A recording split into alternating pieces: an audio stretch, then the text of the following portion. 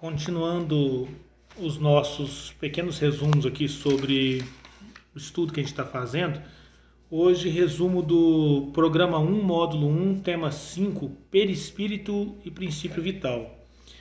Como após a morte do corpo físico, os espíritos vivem invisíveis entre nós, por se encontrarem em outra dimensão da matéria, é natural que queiram se comunicar com os encarnados. Mas como é feita essa comunicação? A resposta a essa pergunta encontra-se na compreensão do perispírito, sua natureza, funções e propriedades. Numerosas observações e fatos irrecusáveis levam-nos à conclusão de que há no homem encarnado três componentes: a alma, ou espírito, princípio inteligente, no qual reside o senso moral; o corpo, envoltório material e grosseiro, que reveste temporariamente a alma para o cumprimento de certos desígnios providenciais; e o perispírito, envoltório fluídico, semimaterial, que serve de ligação entre alma e corpo. Essas são algumas definições, né? O perispírito, a gente vai ver lá no Livro dos Espíritos, que foi pela primeira vez que Allan Kardec usou essa palavra, foi no Livro dos Espíritos. Peri é em torno, e espíritos do latim espírito, né? A existência do perispírito, ela já era conhecida dos povos da antiguidade. Não sei se a pronúncia vai ficar correta aqui, gente, mas Ka ou Bai pelos egípcios, corpo etéreo pelos gregos, Rosh pela cabala judaica, Kuma Rupa pelos budistas, Ki pelos chineses, Manomaya Kosha pelos hindus, corpo astral pelos ocultistas esotéricos, aerossomas pelos neognósticos. André Luiz também nas obras lá na Mecanismo da Mediunidade, ele vai chamar esse envoltório semimaterial, né, que o espírito utiliza, de psicossoma. E em Evolução em Dois Mundos e Nosso Lar, ele chama de corpo perispiritual.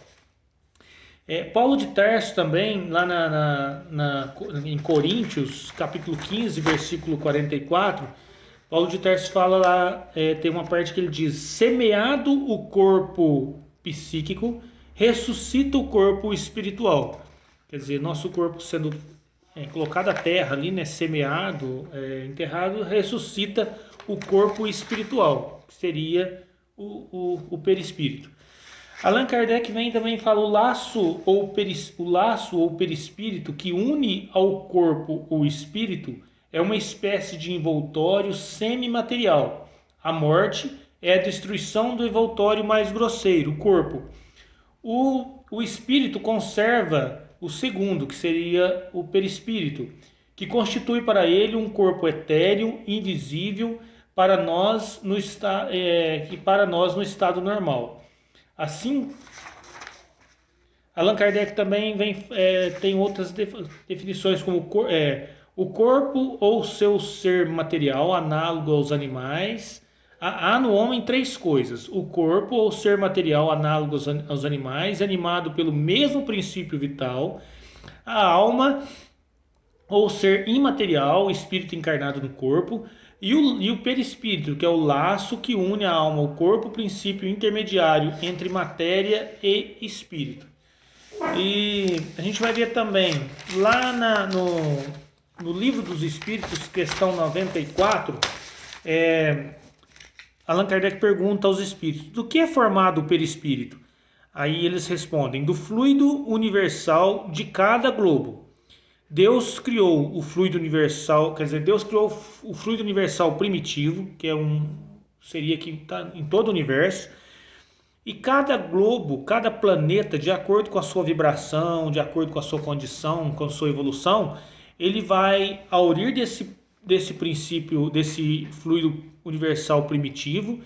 Esse fluido vai se modificar de acordo com aquele planeta, vai sofrer uma modificação, uma adaptação. E o perispírito, ele é formado daquele fluido já adaptado para aquele planeta. O que isso significa? Na Terra, os espíritos estão ligados à Terra, os que estão encarnados e os que estão desencarnados, mas ligados ainda à crosta terrestre, porque vão reencarnar aqui ainda.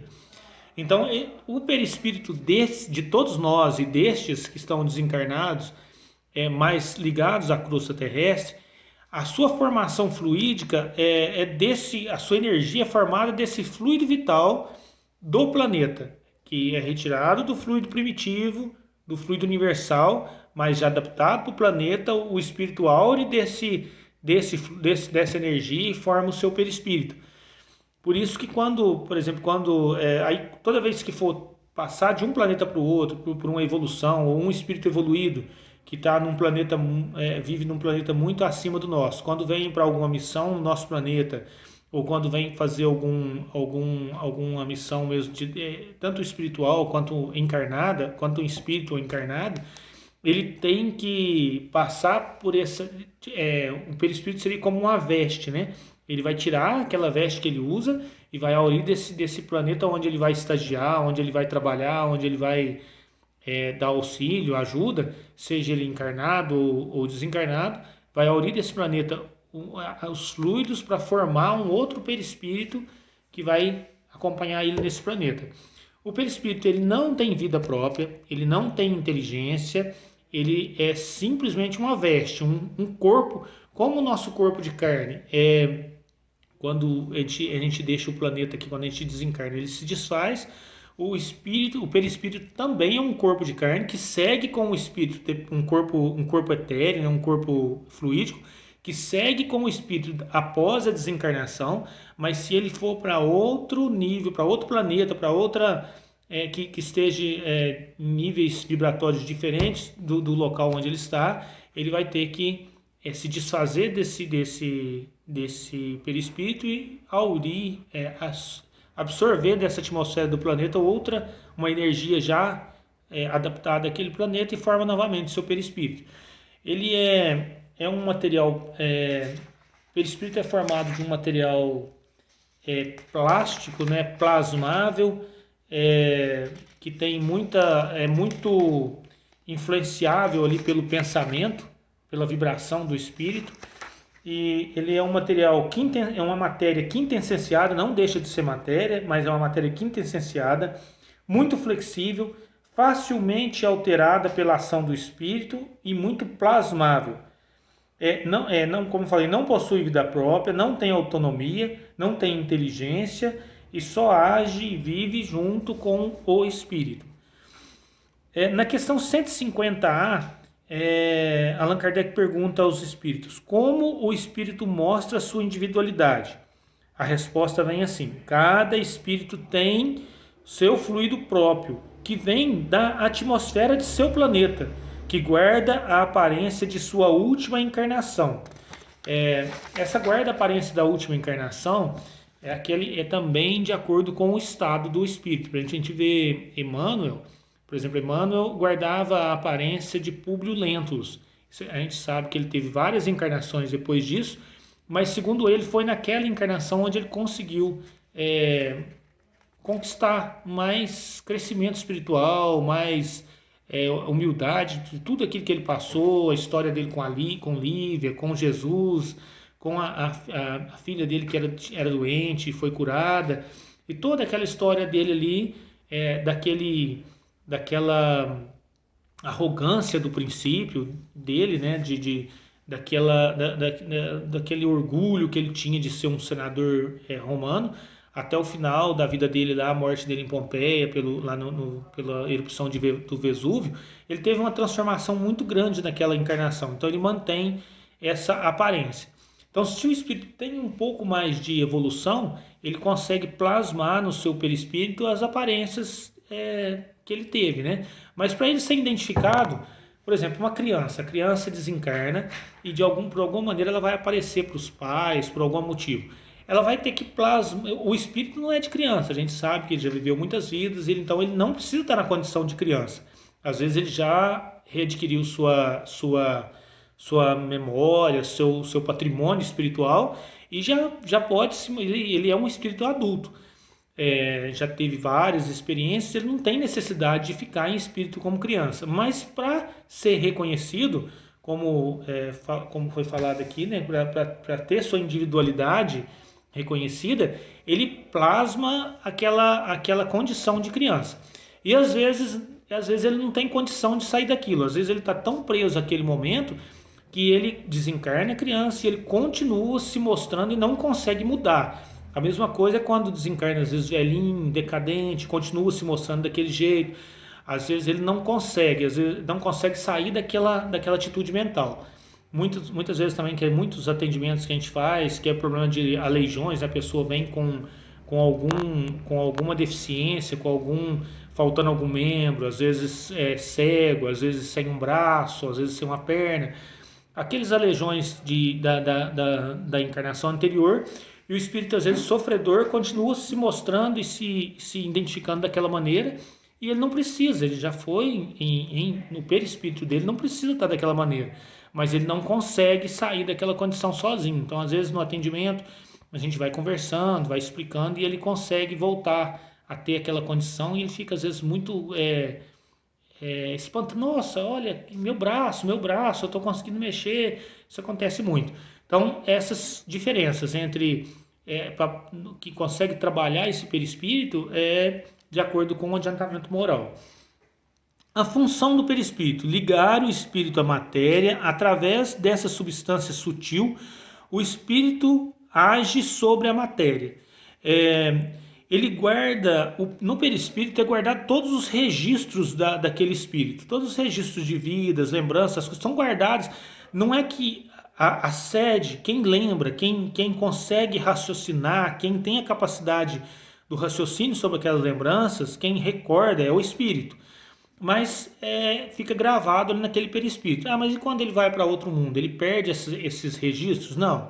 Quando ele absorve e forma de novo o seu perispírito, ele está formando esse perispírito com aquele fluido, com aquele peso, com aquela densidade daquele planeta onde ele vai estagiar, mas a inteligência que está formando aquele que está aurindo, que está absorvendo aquela energia, é o espírito, e ela imprime novamente naquele novo perispírito, para aquele novo planeta, todos esses registros, né?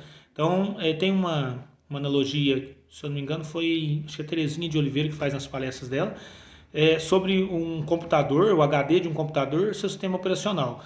O sistema operacional acessa lá no HD as gravações, o que está gravado, né? Mas quem compila, quem trabalha aquela informação é o sistema operacional. Então, seria uma analogia assim, muito simbólica, mas é a mesma coisa. Quem trabalha aquelas informações é a inteligência que está no espírito. Mas naquele corpo semimaterial, daquela energia ainda um tanto materializada, quintessenciada, está todos esses registros. O perispírito é um molde para o ser encarnado, trazendo do mundo espiritual a programação para o novo corpo físico. Como tem todos os registros, como ele tem todos esses registros, né? Então, quando vai ter uma nova reencarnação, um laço fluídico daquele perispírito se liga ao óvulo, ao ovo, né? O óvulo mais o espermatozoide ali que já começou a fazer a ovofecundação. A mulher concebeu, teve a fecundação e começa a dividir os óvulos, dividir as células do óvulo e do espermatozoide se fundem, né, formam o ovo e começa aquela divisão celular para dar início àquela vida, aos tecidos, tudo. Então, um laço fluídico do espírito já está ligado àquele serzinho ali e ele vai trabalhar de maneira a trazer para aquele corpo físico as necessidades e também o patrimônio daquele espírito, né? As suas faculdades, as suas potências, a sua inteligência, tudo aquilo está subordinado àquela formação que vai ser feito por esse molde. Esse molde, o perispírito, então, molda esse novo corpo de acordo com as necessidades daquele espírito. Então, o novo corpo que vai ser formado, ele tem a influência da hereditariedade do pai e da mãe, tem a influência do local, do meio ambiente onde ele está sendo formado, mas principalmente ele tem o direcionamento para a formação daquele ser pelo perispírito. Então, geralmente, o espírito se liga, ele entra em estado de dormência, né, um estado meio que de dormência, de entorpecimento. O seu perispírito se liga àquele serzinho iniciando a sua formação, e durante o tempo ali ele vai amadurecendo, ali vai formando o corpo, até que ele tem condição de ter o nascimento, né? O espírito ainda continua um tanto aturdido, porque ele está miniaturizado ali naquele ser. Então tem o período da infância e depois que tem o despertar mesmo do espírito, que é ali após os 7, 8 anos, que ele começa a tomar aquele corpo ali que ele está habitando, e começa ali a ter a sua manifestação mesmo de consciência daquele espírito, né? Então, o molde é o perispírito. Tem um caso interessante no livro Memórias de um Suicida, de Ivone Pereira do Amaral. Tem todos os participantes ali os principais personagens desse livro são suicidas. Então eles estão ali naquela colônia corregencional dos trabalhadores de Maria de Nazaré, e para poder fazer o aprendizado, se preparar para poder voltar a uma nova encarnação. Reencarnação, porque todos eles que estão ali, nos personagens principais, que estão ali, os sofredores, são suicidas. Então eles trazem no seu perispírito, já começa, antes da encarnação, da reencarnação, começa a mostrar o que vai vir, né? Como é que vai vir um novo corpo. Então um dos personagens, o Belarmino de Queiroz e Souza, ele tinha tuberculose e se suicidou no auge da doença, cortando os pulsos. Então ele começa a perceber no espírito, ainda desencarnado pelo seu perispírito, uma paralisia dos braços, ele vai vir muito lentinho, né, para poder resgatar aquele tempo de vida que ele desperdiçou se suicidando, e para poder espiar sobre aquilo. E o braço dele, uma das consequências no perispírito é a paralisia dos braços, né? Que foi onde ele cometeu o suicídio cortando os pulsos. O perispírito existe antes da encarnação, antes a gente já tem ele, e no mundo espiritual, um laço deste molde que reveste o espírito se liga ao ovo, né, fecundado, à multiplicação das células, e serão coordenadas por esse perispírito até vir um reencarnante. A formação de um corpo segue a hereditariedade, o meio e principalmente o perispírito pela programação reencarnatória. A comparação, não, o perispírito seria um intermediário entre o corpo e o espírito. Para o espírito se manifestar aqui com a gente, através dos médios, através das manifestações que a gente tem nos grupos mediúnicos, o espírito se apresenta, o seu perispírito se liga ao perispírito do médium, e este, pelo pensamento, pela ligação com o corpo físico do médium, transmite ali as mensagens. Então o perispírito, ele é um intermediário. Tudo que o espírito sente, ele passa para o perispírito, e o perispírito passa para o nosso corpo de carne. Tudo que o nosso corpo de carne sente ou precisa, por exemplo, estou com sede. O meu corpo sente sede por necessidade da água, está desidratando. O corpo está desidratando, tem a necessidade da água.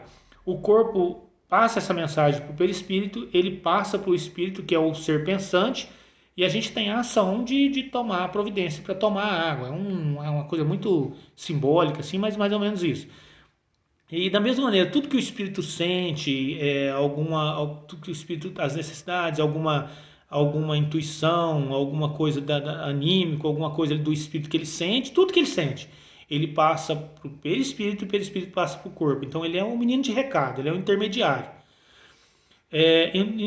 Nos estados de emancipação da alma, por exemplo, pelo sono ou pelo transe sonambúlico, o espírito se afasta do corpo, ele leva junto agora o perispírito. O perispírito se liga, continua ligado ao corpo por laços fluídicos, né? E ele se expande, por isso que ele é expansível. Ele se expande, não tem como mensurar essa expansão. E o espírito segue até para outros mundos. A gente vê o caso de Chico Xavier, que vai com Emmanuel, ele vai subindo e subindo, e vai indo até, assim, viajando para outros cosmos, até que ele fala para Emmanuel: não dou conta mais, deixa eu voltar. Quer dizer, o corpo dele estava lá na Terra, na caminha dele, ele ligado por esse laço fluídico, ele estava indo a essa dimensão, a essa distância. Então não tem, ele é muito expansível e vai os casos também de bicorporiedade, que a gente falou, Eurípides Barçanufo, Santo Antônio de Pádua, e teve muitos outros casos aí na história, é a mesma coisa. Eurípides estava lá na sala de aula dele, que a gente já usou esse exemplo antes. Aí ele recebe um pedido de ajuda de uma pessoa que está longe, passando por um perrengue lá de saúde. Ele capta aquela pessoa, ele tem ali uma troca de pensamentos ali, uma telepatia ali, percebe que aquela pessoa está chamando ele pela oração, pedindo ajuda. Ele se concentra, se projeta em pensamento lá no local onde está chamando ele. O perispírito dele toma uma forma tangível, palpável, que consegue trabalhar materialmente no ambiente. Terminado ali, ele volta de novo, desperta no local onde ele está e traz as informações, como eu já citei esse exemplo, e quem tiver o interesse aí de ver esses exemplos que são bem interessantes, procura aí a biografia de Eurípides Barçanufo, que tem muitos casos desses assim, muito bem explicados.